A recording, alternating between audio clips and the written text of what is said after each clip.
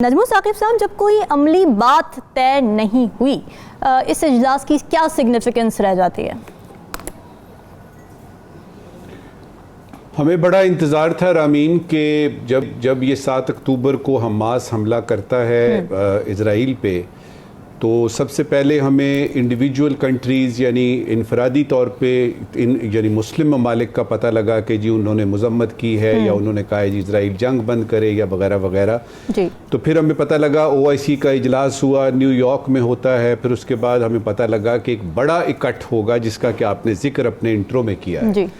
इस इकट्ठ में जिसमें कि अरब लीग के भी लोग थे और OIC के भी लोग थे, इसमें हमें तवक्को थी कि कोई ऐसी चीज़ निकलेगी जिसमें जो आपने कहा है ना अमली तौर पे कुछ होगा, तो ये नहीं हो सका। और उसमें मजम्मत जो है वो शदीद मजम्मत में बदल गई और फिर जंग बंदी के लिए कहा गया। और ये जो आलमी बरादरी के जी आलमी बरादरी बेहिस्सा है, तो बाबा आप भी तो आलमी बरादरी में आते हैं, 56 ममालिक हैं आपके OIC के, आप भी आलमी बरादरी में आते हैं और आपने क्या किया सवाए यानी बयानबाजियों के। अच्छा, अब सवाल ये यहाँ पे पैदा होता है कि क्या ऐसा भी नहीं हो सकता था कि ये सारे ममालिक जो हैं ये मिलके कहते कि जी हम इजराइल से के ताल्लुकात है सिफारती मुनक़ता करते हैं। नंबर 1। नंबर 2, जहाँ जहाँ पे हमारे सफ़ीर हैं अगर इजराइल में तल अवीव में है तो हम उनको वापस बुलाते हैं। नंबर 3, ये जो तेल की हिसाब किताब हमारे दरामद बरामद के हैं इंपोर्ट एक्सपोर्ट के इजराइल से, हम वो बंद कर देते हैं। नंबर 4 कि आप किसी किस्म की तिजारत या किसी किस्म का जो आपका लेन देन है या जो मेल जोल है, पीपल टू पीपल कॉन्टेक्ट है, हमने देखा कि इनमें से कोई एक चीज़ भी सामने नहीं आई। उसकी वजूहात क्या हैं? 1-2 वजूहात की तरफ आपकी तरफ यानी इशारा करते हैं और फिर बताते हैं कि मजबूरियां इन मुल्कों की जो हैं वो क्या हैं और किस वजह से ये चीज़ें जो हैं ये सामने आ रही। सबसे पहली जो बात है वो ये है, 56 ममालिक हैं OIC में और इसमें अरब लीग के सारे जो हैं वो ममालिक मौजूद हैं। अरब लीग अपने तौर पे जो है वो बता दिया था पहले भी और उन्होंने जेनोसाइड का लफ्ज़ इस्तेमाल किया था, लेकिन कुछ मिल मिला के करने की बात जो है वो नहीं थी, ना ही कुछ जंग करने की, ना ही कुछ ऐसा था कि जी हम मिल के जो है वो हमास की मदद करते हैं। पहली वजह ये है कि ये जंग जो जारी है, जो 7 अक्टूबर से जारी है, ये जंग अरब की जंग ही नहीं है, ये जंग OIC की जंग नहीं है, ये जंग फ़लस्तीनियों की भी जंग नहीं है। ये जंग है जो कि हमास, ये चंद 100 या चंद हज़ार लोग हैं, इनका तो अभी तक ये भी नहीं पता लगा कि ये लोग जो हैं ये कितनी तादाद में कितने रहते कहाँ पे हैं, इनको एड कौन करता है, इनको ये मिसाइल कौन देता है, इनको ये रॉकेट किधर से मिलते हैं।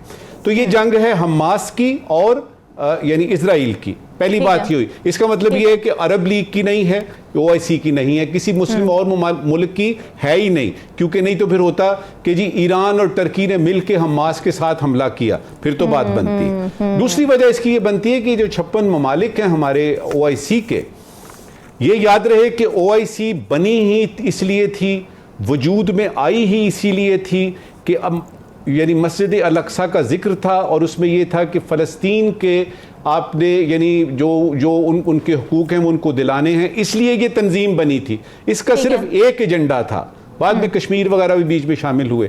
अब फ़लस्तीन की ही बारी है और ये OIC के 56 ममालिक जो हैं इनकी 56 फॉरेन पॉलिसियाँ हैं। इनकी इतनी ही फॉरेन पॉलिसियाँ जितने ये ममालिक हैं बशमूल पाकिस्तान के।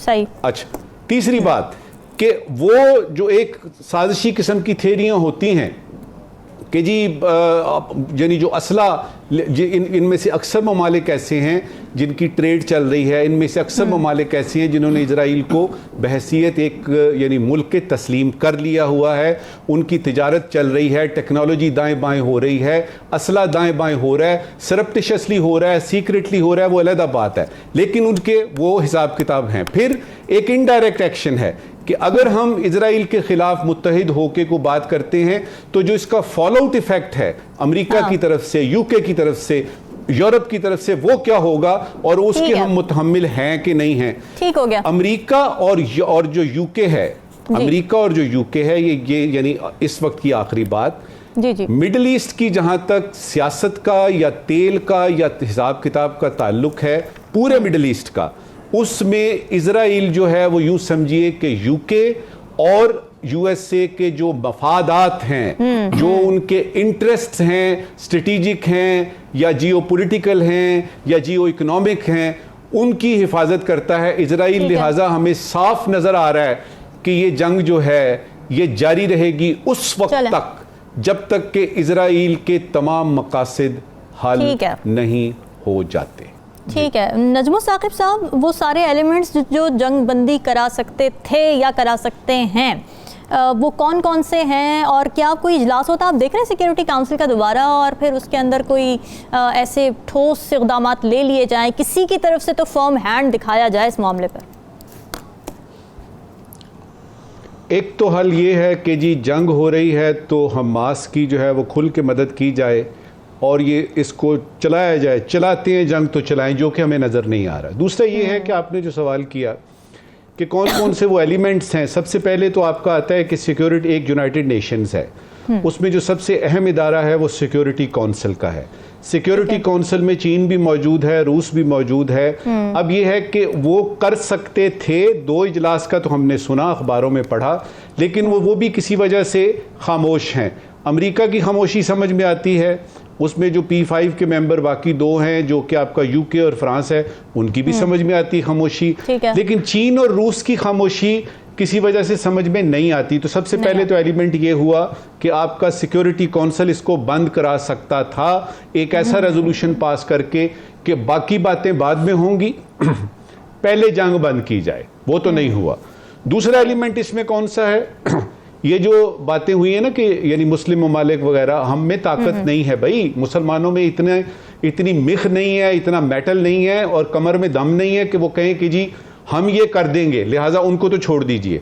दूसरा आपका आता है चीन और रूस का इंडिविजुअल मिलना, और कुछ कंट्रीज जो थी जिसमें टर्की है, जिसमें ईरान है, ये मिलिटरीली मजबूत कंट्रीज हैं, इन्होंने भी अपना हाथ खींच के रखा हुआ है कि उस नहज तक पहुंच जाए तो फिर बात करेंगे। तीसरा एलिमेंट है वो है अमेरिका का इंडिपेंडेंट। अमेरिका चाहे आज बंद हो सकता है, इजराइल चाहे आज बंद हो सकता है, या फिर ये है कि हमास सरेंडर कर दे। नोट कीजिए मैं क्या कह रहा हूं, जंग बंद हो सकती है अगर हमास बंद कर दे। और हम ये सुन रहे हैं, जो हम तक खबरें आ रही हैं कि अभी तक हम सिर्फ यही देख रहे हैं कि फलस्तीनी शहीद हो रहे हैं, तबाह बर्बादी फलस्तीन की हो रही है। बहुत सारी फिगर्स ऐसी भी आ रही हैं जिसमें इजराइल को भी तकलीफ पहुंच रही है, उनके भी बंदे मर रहे हैं, उनके भी, क्योंकि जंग अब यानी मैदान में आ गई है ना, तो उनके भी नुकसानात काफी हो रहे हैं। अच्छा, अब ये है कि ये कहना कि जी पास पास के ममालिक मसलन यानी इजिप्ट जो है वो क्या कर रहा है, बिल्कुल यानी फलस्तीन और यूं समझिए कि इजराइल का बिल्कुल हमसाये में एक बड़ा मुल्क है इजिप्ट, जो कि रोल अदा कर सकता था, मीडिएशन करा सकता था, किसी किस्म का कोई हल निकाल के नेगोशिएट करके जंग बंद करा सकता था।